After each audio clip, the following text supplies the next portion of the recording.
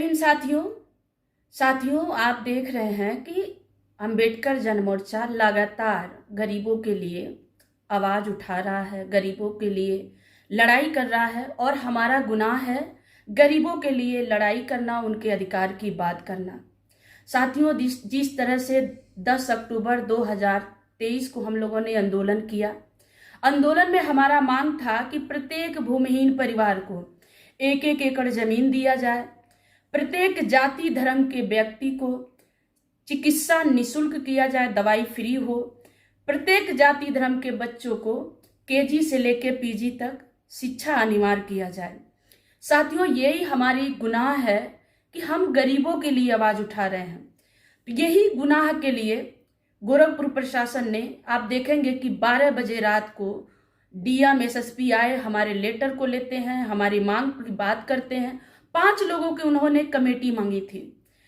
साथियों, जब आंदोलन खत्म हो गया उसके बाद आप देखे होंगे कि किस तरह से हम लोगों पे आरोप लगाया गया, हम लोगों को आरोपी बनाया गया।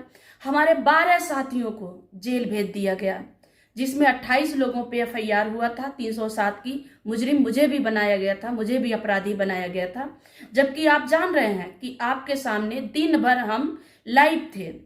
साथियों, जब ये आंदोलन बढ़ा तो माननीय मुख्यमंत्री योगी आदित्यनाथ जी ने 4 नवंबर 2023 को उन्होंने कहा था कि हम 1.25 करोड़ दलितों को जमीन का मालिकाना हक देंगे, दलितों के बच्चों को विदेश भेजेंगे पढ़ने के लिए।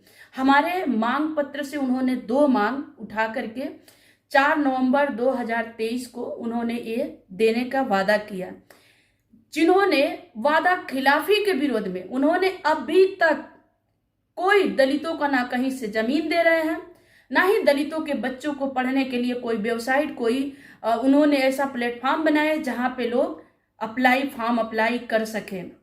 साथियों, उन्हीं सब बातों को लेकर के हम लोगों ने वादा खिलाफी के विरोध में 29 मार्च 2024 को जन आक्रोश रैली का आयोजन किया था हम लोगों ने, जिसके दौरान आप देखेंगे 27 जनवरी को ही 2 दिन पहले माननीय सरोज कुमार निराला जी का, जो अंबेडकर जन मोर्चा के मुख्य संयोजक हैं, उनका अपहरण, पुलिसों के द्वारा अपहरण किया गया। ये बात आपको पता है।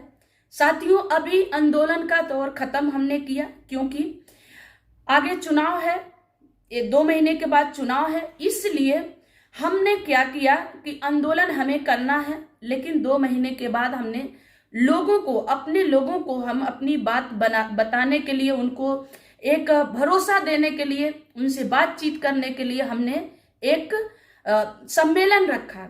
सम्मेलन में आप जानते हैं कि एक जगह लोग 150-200 लोग इकट्ठा होते हैं और वो लोग अपनी बातें करते फिर चले जाते हैं।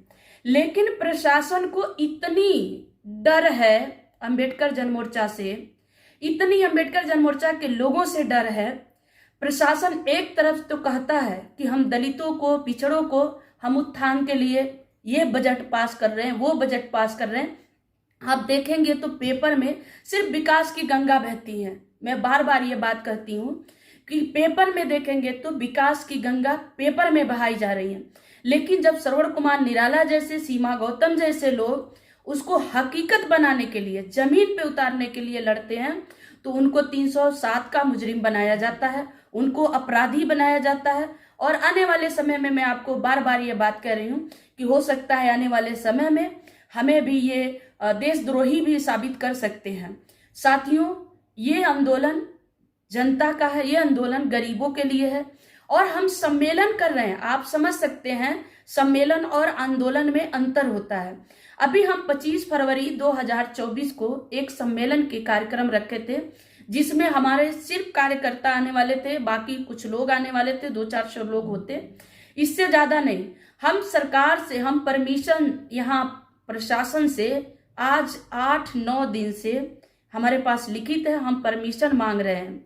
प्रशासन पहले तो हमें गोल गोल घुमाया, शाम तक दे देंगे, सुबह तक दे देंगे, अभी यहाँ से रिपोर्ट लग गई है, वहां से रिपोर्ट लग गई है, यहाँ से रिपोर्ट आने वाली है, और लास्ट में अंततोगता उन्होंने क्या किया, अंत में उन्होंने हमें परमिशन देने से मना कर दिया।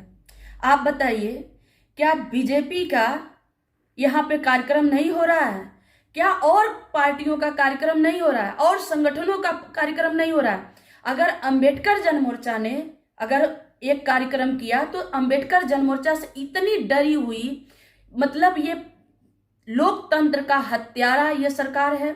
लोकतंत्र समाज का, गरीबों का, दलितों का, पिछड़ों का, एक तरह से कहिए उनके अधिकार को मारने वाला, उनके अधिकार को छीनने वाला ये सरकार है। उसके इशारों पे ये पूरी प्रशासन काम कर रही है। आप देखेंगे कि हमारे आंदोलन से इनको इतनी घबराहट है। अगर आप दलितों की बात कर रहे हैं, गरीबों की बात कर रहे हैं, पिछड़ों की बात कर रहे हैं, महिलाओं की बात कर रहे हैं, तो हम भी तो उसी महिलाओं के लिए, उन्हीं गरीबों के लिए, उन्हीं पिछड़ों के लिए हम भी तो मांग कर रहे हैं। कौन सा हम तोप चला रहे हैं? लेकिन ये सिर्फ और सिर्फ कागज में, इनकी विकास की गंगा सिर्फ कागज में बहाई जा रही है, हकीकत में कुछ नहीं है। इसलिए इन्होंने हमारे कार्यक्रम को बार बार रद्द करने के लिए कोशिश कर रहे हैं, बार बार हमें प्रताड़ित करने की कोशिश कर रहे हैं। और जब हम आंदोलन की बात कर रहे हैं, जब हम कोई कार्यक्रम की बात कर रहे हैं, तब इनको लग रहा है कि हम देशद्रोही, हमारे ऊपर अपनी जो पावर है गलत इस्तेमाल करने की, जो पावर की धौस हमें दिखा रहे हैं। इसलिए हम आप सभी साथियों से आग्रह कर रहे हैं कि 25 फरवरी का हमारा कार्यक्रम निरस्त कर दिया गया है। हम इससे पहले आंदोलन जब कर रहे थे तब भी हम प्रशासन से हम मांग रहे थे, तब भी वो हमको नहीं दिए। अभी हम लिखित मांग रहे हैं कि हमको परमिशन दीजिए, हमें एक जगह बात करनी है, अभी भी हमें नहीं दे रहे हैं। मतलब गरीब होना, और मैं आपको कहूं कि जिनके इशारों पे ऐसा किया जा रहा है वो भूल गए संसद में जा करके किस तरह से आंसू, मगरमच्छ की आंसू बहा रहे थे। क्या वो उन्होंने आंदोलन नहीं किया? क्या उन्होंने समाज के लिए कोई कार्य नहीं किया? आज ऐसे ही मुख्यमंत्री बन गए हैं, और आज मुख्यमंत्री बन जाने के बाद अगर आपका काम है तो सामने से फाइट करिए। अपने सत्ता का दुरुपयोग करके आप किसी का गला नहीं घोट सकते। ये संवैधानिक अधिकार है और ये लोकतंत्र है। आप भले कोशिश करिए कि लोकतंत्र को